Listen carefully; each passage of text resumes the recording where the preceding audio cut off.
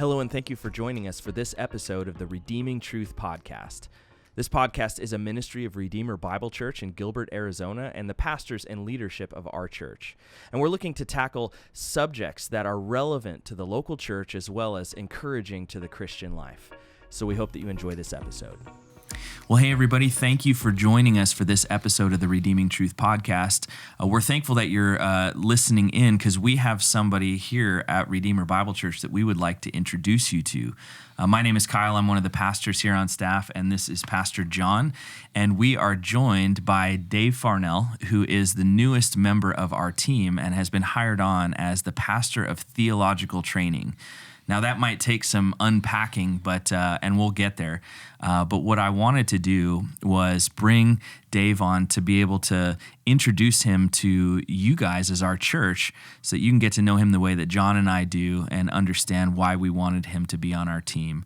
So, Dave, thank you so much for joining us. John, thank you for being here as well. And, Dave, we just wanted to kind of ask you some questions about who you are, where you come from, what your background is, just so that our people can get to know you a little bit. So why don't you tell us a little bit about yourself, where you were born, where you grew up, that kind of stuff. First, I want to say hi to everybody. I will be looking forward to getting to know everybody at the church. The church is growing so much that may take a little time, but let me give you a little background. Okay. First, I go by my middle name. Did you know that? I did. F. David is usually, and everybody asks you, what does the F stand for? Well, I joke and say it stands for fabulous, but actually it stands for Franklin. Franklin. So I was a junior, so my dad was Frank. So if I was walking down the street and there was a truck about to hit me, and you said, Frank, watch out for the truck, I'd be dead. I wouldn't know who you meant. So the F was always just an F period. Mm-hmm. So I go back 29 years to being born in, don't laugh at me, at Ohio, Youngstown, Ohio, the Rust Belt. Youngstown, Ohio. Okay. Rust Belt. Wasn't there very long as a little kid. I remember the snow. But then my dad moved us out to California. Okay. And I've been most of my life in California. And now I'm in Arizona. So I'm getting used to the heat, but we love the people have been very nice. There's a difference in culture between California and people in Arizona have been really gracious and will talk to you in stores. And I've enjoyed that change in atmosphere. Yeah, so you say we. So can you tell us a little bit about your family? Sure. I have a wife, Sandy. We were married in 1984, so let's do math. 37 years, June 1st. And you're 29, so that's... I'm 29. That's a miracle. How do you do those kind of things? Miracles still happen. So we were married in 1984, and we went to another state for me to finish up my education, and then we even ended up for a while in Alabama.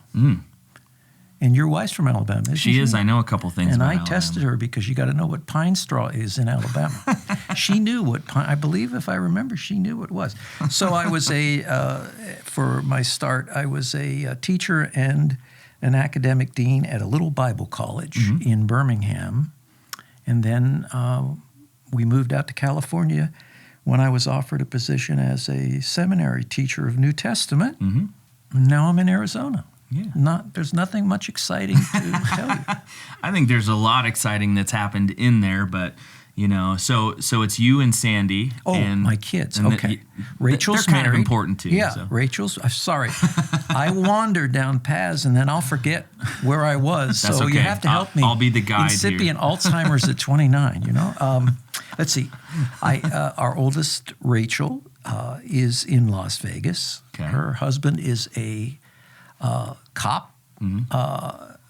Las Vegas Metropolitan Police Department. And you know the saying, what happens in Vegas stays in Vegas? Not true. We hear about You hear about everything all the good that goes stories.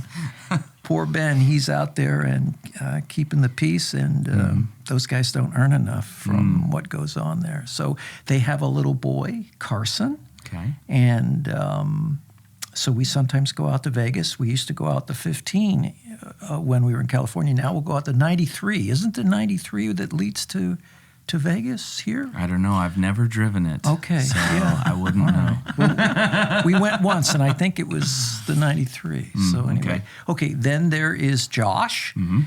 Josh wants to be a special needs teacher. That's great. He works with the kids that have learning disability. He's really good and patient with them.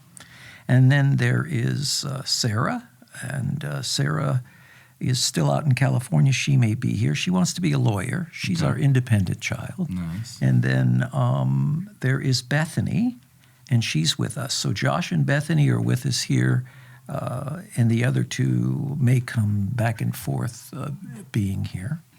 And what else would you like to know? Well, I'd like to invite John into the conversation here and ask.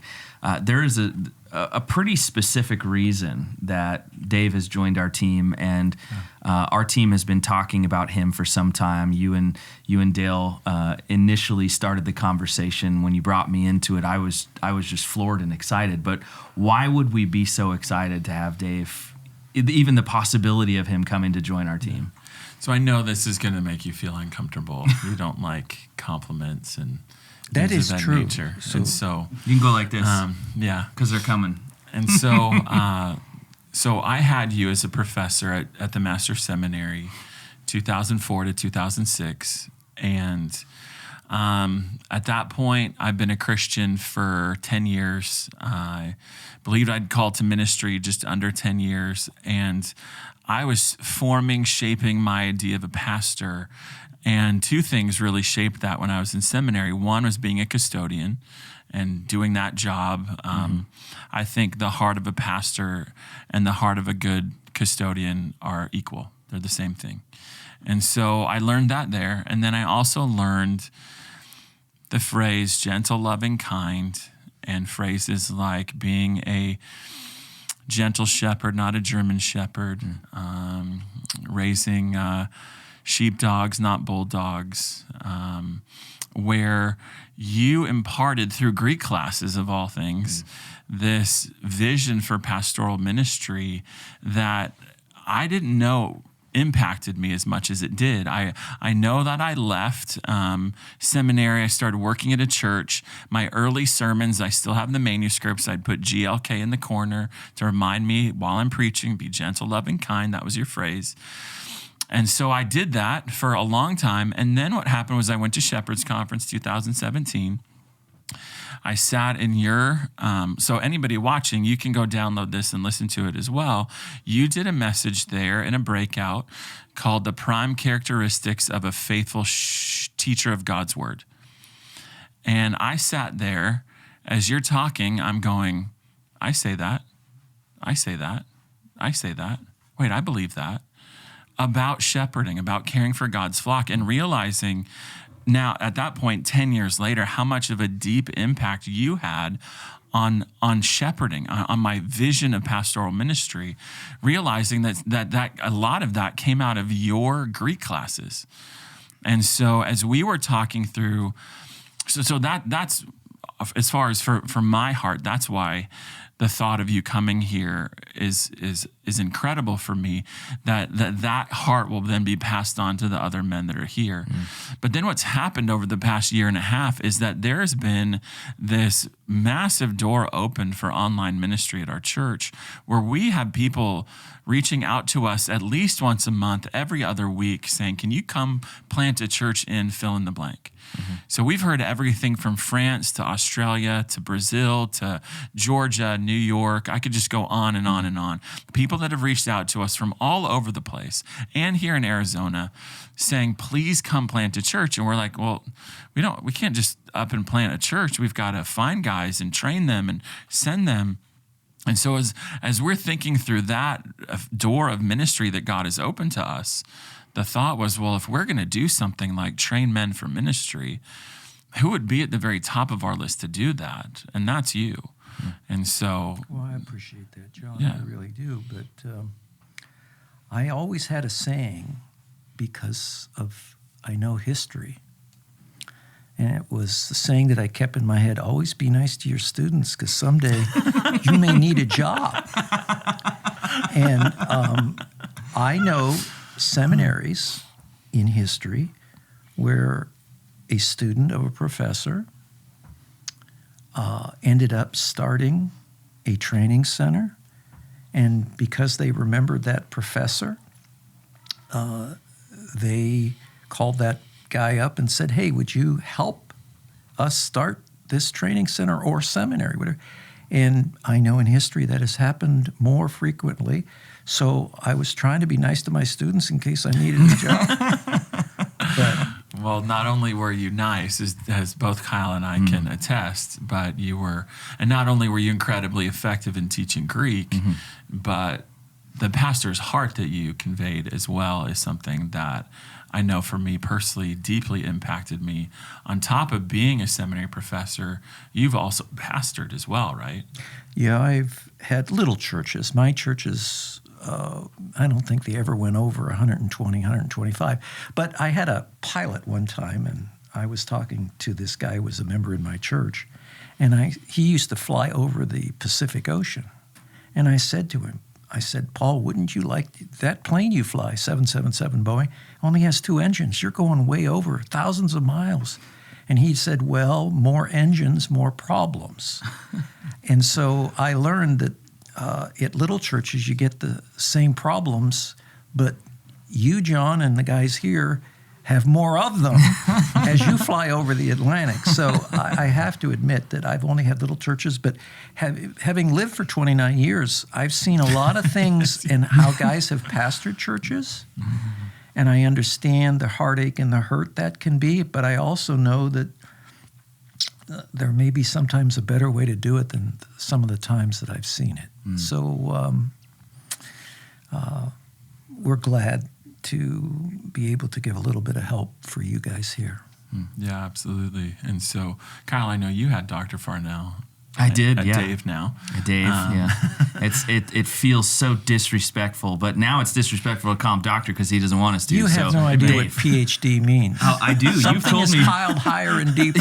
You've told me many times a PhD is where you study more and more about less and less until you know everything about nothing. So, that is so true. I love keeping that in perspective. Yeah. Academics is helpful. It's great. It's a great tool, but we can't be puffed up in knowledge. And so I think that's a wonderful perspective to have. But I loved taking your classes. The first class I took with you was Gladiator Greek. And you suffered. I suffered. It was summer. It was hot. But 8 weeks, intensive weeks of covering 2 semesters of Greek. Do you still have your certificate? I do. Okay. Yeah. Mine's in my office. Yeah. Really? It's up. Yeah. Really? It's up on my bookshelf. Yeah. Yeah. When you finish Gladiator Greek, you get a certificate and you get a picture with him and a sword and everything. And you don't get to keep the sword. I should have asked to keep the sword. Well, I did get knighted, which is cool. That's right. But we know you as Maximus because you were our leader through Gladiator. Some guys. But I noticed the same thing in our class. There was an emphasis on Greek because that's necessary, but your emphasis on reminding the students why we were there, to be pastors and shepherds of God's people, to love God's people, to be humble and kind to God's people, and not to lord it over them, what we were learning, which was the whole point. You know, you want to learn it, you want to be a faithful steward of God's word, but you don't want to become an unfaithful shepherd by being puffed up in knowledge. That's true, because seminary is geared here. Yeah. And some guys don't realize that pastoring should be geared more here because you're dealing with people. Books are one thing, but people are what God values. Yeah. And you need to be very careful how you take care of Jesus' sheep. Amen. And if you're abusive of Jesus' sheep, that's going to be noticed by Jesus. Mm-hmm. So you got to have a heart that sees that the church is people. Yeah. It's not a building. Google the word church, and you will come up with a building. Google will show you all sorts of pictures about.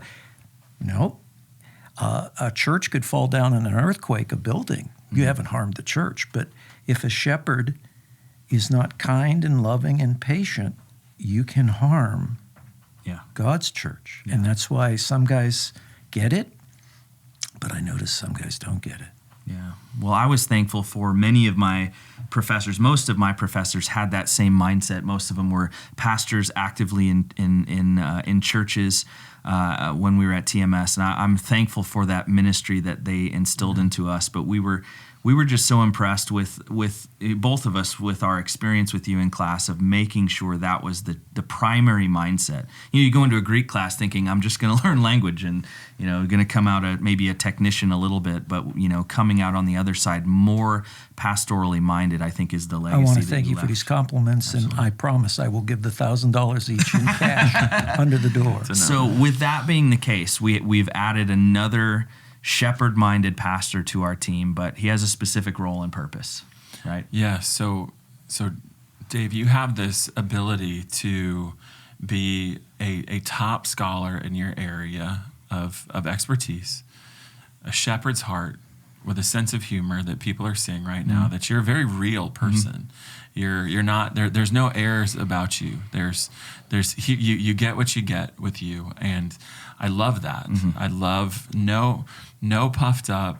We're not putting on a show. Don't have a mask. Just here's who we are, and I think what you bring to the table when you put all of that together are the kind of guys that we want to see when people ask us, hey, please plant a church. We want to be able to say, yeah, our guys are going to be trained really well, but they're going to be shepherds. They're going to love people. That's going to be their heart motivation, and scholarship is going to come behind that to help them do that. Not the other way around. I'm a scholar, and yeah, I have to shepherd. But no, I'm a shepherd, and the scholarship and the training and the learning that I've done helps me do that well. Well, let me get in trouble and say that no academic, in my personal opinion, has ever truly done a benefit for God's church. It's been the shepherd who values God's people, who sees them as a treasure, and that they've been entrusted to nurture and help those people. That's the one who's done the most service for God's people in church. So we've got about 10 minutes left, and what I want to ask you about is let's dig a little deeper into the characteristics of a faithful shepherd. That there are things that you really tried to instill that I believe that we imbibed a lot of.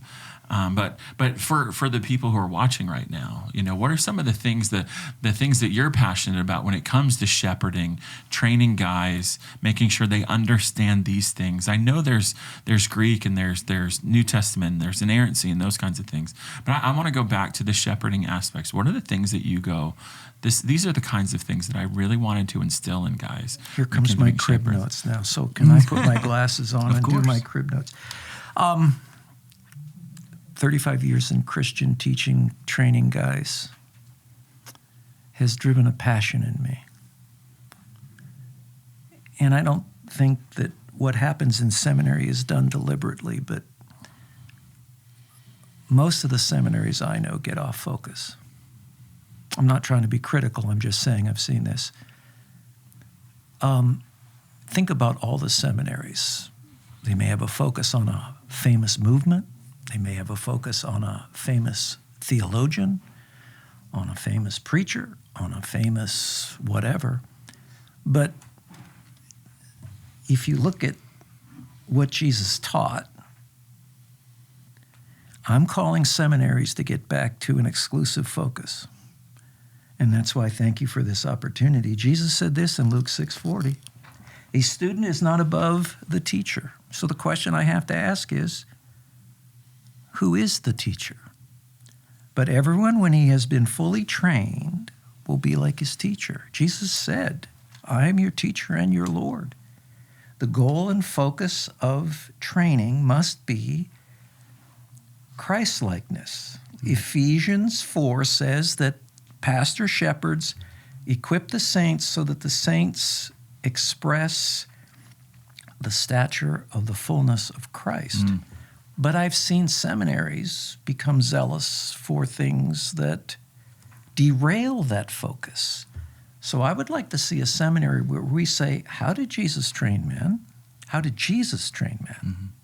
With all respect to Spurgeon, all respect to some of these guys, You can go back into the Gospels. You can see the writers of the New Testament. All of them never said, look at me. Even Paul said, imitate my imitation of Christ. What he was saying was, don't imitate me, but follow how I try to imitate Jesus. And so Jesus is our teacher. We can see from the Gospels, how did Jesus train those men? How did he make them fishers of men? How can we become fully equipped?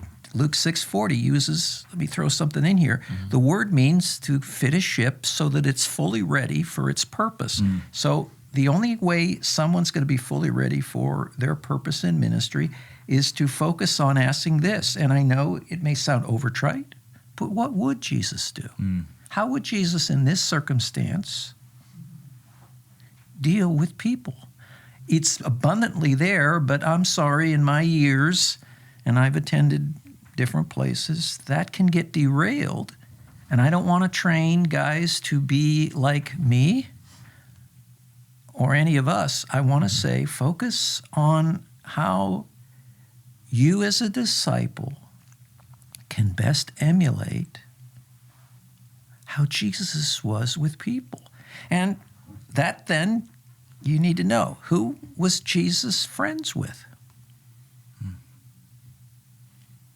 Small business owners, fishermen. The influential guys in town. No, Yeah.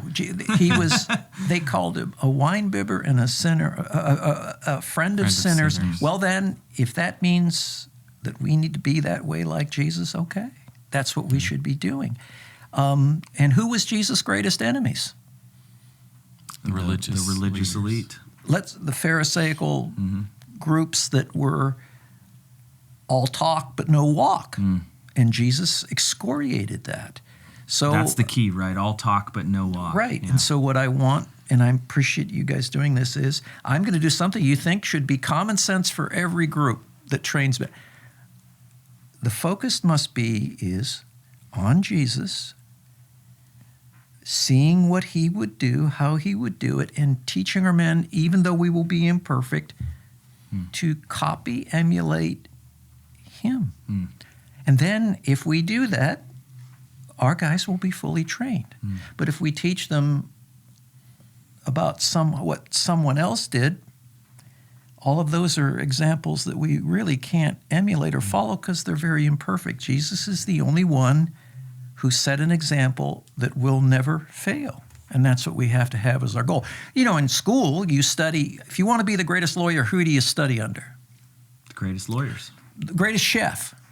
Greatest chefs. Okay, but if you really want to be the greatest pastor, who is the chief shepherd? And I'm sorry, I've been around seminaries now, and the focus goes off of that to focusing on human examples.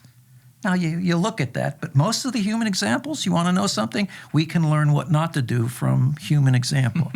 So I want that focus to say, here's what Jesus said about discipleship, how he handled people. Now let's, as best we can, glorify him and focus on that for our goal. So with Luke 6:40 as a model then, the idea of being fully trained or fully equipped is the idea of giving the students everything they need to be as much like Jesus as they can be when they go out to lead churches. By giving a very strong focus in the school or the center to ask, because Jesus said, no one is greater than their teacher. It is enough that you will be as your teacher when you're ready. So you got to keep asking yourself the question, who is the teacher? Yeah. And why are so many not focusing there at times? That's great. And so for anyone watching and wondering, so what is Redeemer doing? What is this all about? The way I've been trying to explain it is that Redeemer 1.0 was not die.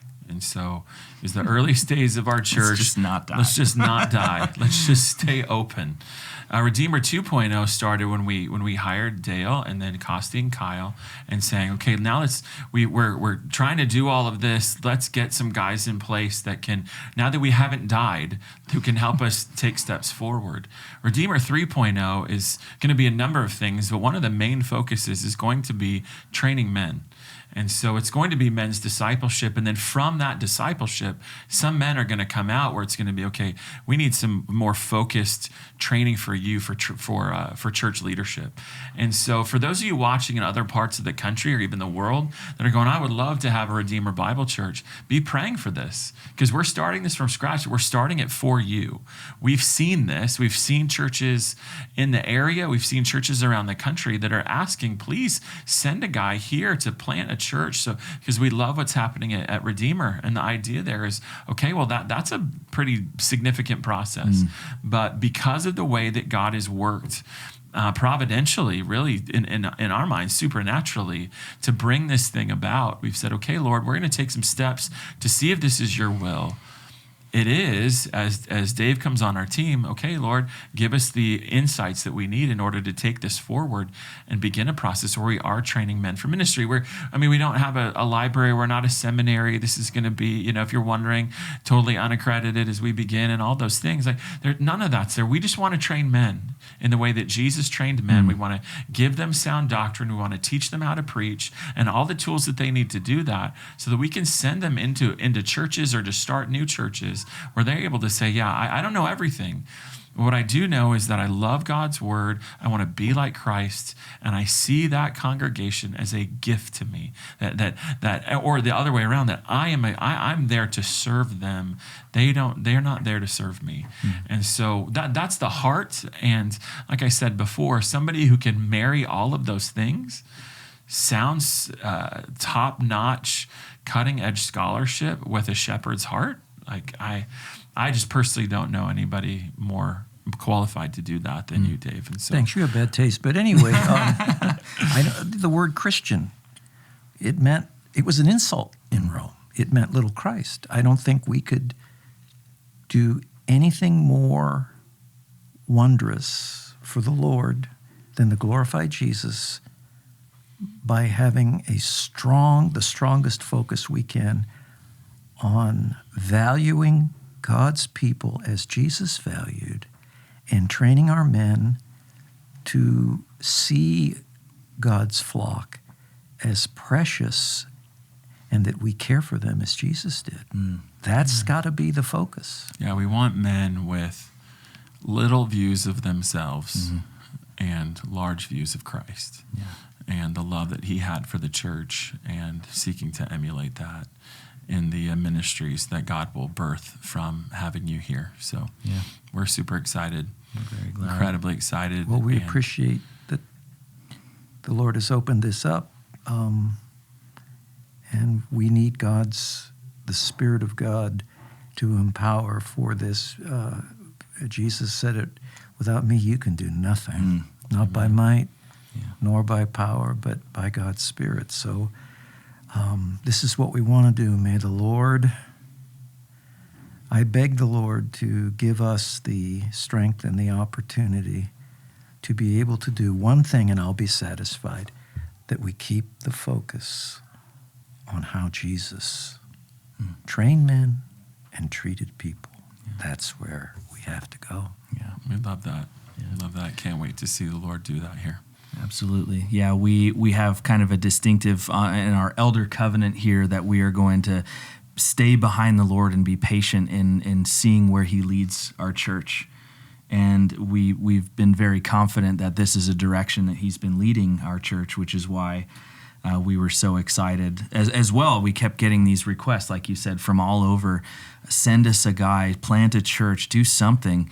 And we can't ignore that call as long as it's in our ears and we feel like that is where the Lord is leading us. And so, Dave, you're an answer to that in apparent problem, and hopefully that we see God bring about great fruit from that. So if that's one of you out there and you've said, please send us a church, we're working on it. So we're hoping that comes. Please be praying for us. Please be praying for Dave, as there's a lot of work ahead to get some things in place. But we're very, very excited that you're here, and we're thankful to the Lord. So I hope that's encouraging to you. If you have any questions, you can always email us in at the church, and we are thankful that you've been watching this episode. Take care. We'll see you next time.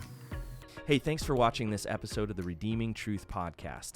We would encourage you to hit subscribe, hit that little notification bell on YouTube, find us on Instagram, on Facebook, on Twitter, and follow us for future episode releases. And we hope you've been encouraged by what you've heard.